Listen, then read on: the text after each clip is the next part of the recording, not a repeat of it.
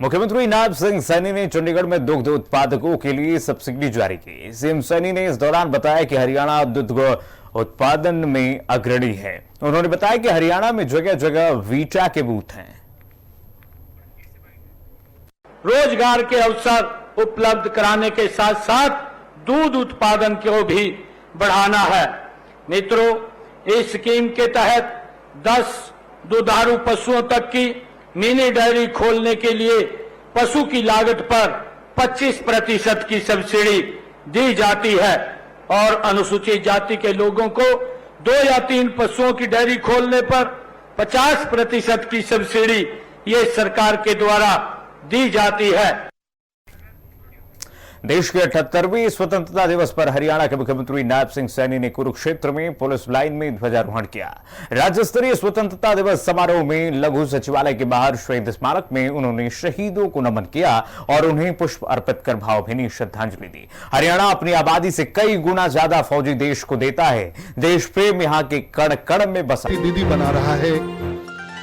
पहले चरण में 62,000 लखपति दीदी बनाई जाएंगी। हमने महिलाओं के लिए आजीविका के अवसर बढ़ाने के लिए 1/3 राशन डिपो महिलाओं को देने का प्रावधान किया गया है। अटल किसान मजदूर कैंटीन व मीठा बिक्री केंद्रों का संचालन भी महिलाओं को सौंपा गया है। स्वयं रोजगार के लिए महिलाओं के 66,465 स्वयं सहायता समूहों का गठन भी किया गया है। पिछले सप्ताह तीज के अवसर पर इनको रिवॉल्विंग फंड की राशि 20,000 रुपए से बढ़ाकर 30,000 रुपए की गई है। माननीय प्रधानमंत्री नरेंद्र मोदी जी ने देश में 3 करोड़ महिलाओं को लखपति दीदी बनाने का लक्ष्य रखा है। हमने राज्य में विभिन्न प्रशिक्षण कार्यक्रमों के जरिए 2 लाख महिलाओं को लखपति दीदी बनाने का लक्ष्य रखा है। प्रथम चरण में हमारा लक्ष्य 62,000 महिलाओं को लखपति दीदी बनाना है। इन्हें विभिन्न योजनाओं और कार्यक्रमों में शामिल कर उनका लाभ दिया जाएगा। महिलाओं को आगे बढ़ाने के लिए यहाँ पंचायती राज संस्थानों में 50% सीट महिलाओं के लिए आरक्षित कर दी गई है। माननीय प्रधानमंत्री नरेंद्र मोदी जी ने लोकतंत्र में महिलाओं की भागीदारी बढ़ाने के लिए विधान पालिकाओं में 33% आरक्षण देने हेतु नारी शक्ति वंदन बिल पास करवाया है।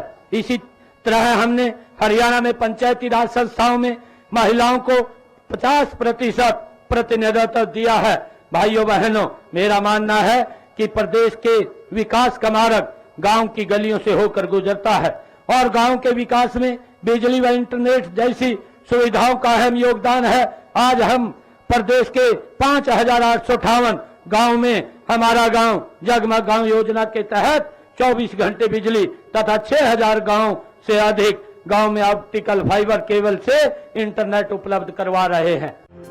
सीमा पर शहीद होने वाले सैनिक के परिवार के लिए अनुग्रह राशि को बढ़ाकर 50 लाख कर दिया गया है। उनके आश्रितों को भी सरकारी नौकरी दी जाती है।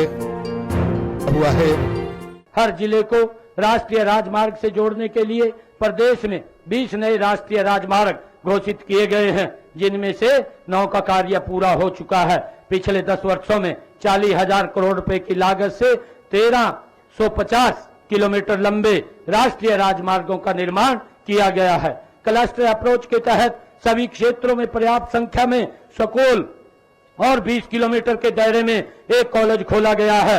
हर क्षेत्र में औद्योगिक विकास सुनिश्चित करने के लिए ब्लॉक स्तर पर लघु व मध्यम उद्योगों के क्लस्टर स्थापित किए जा रहे हैं। हर ब्लॉक के एक उत्पाद को बढ़ावा दिया जा रहा है।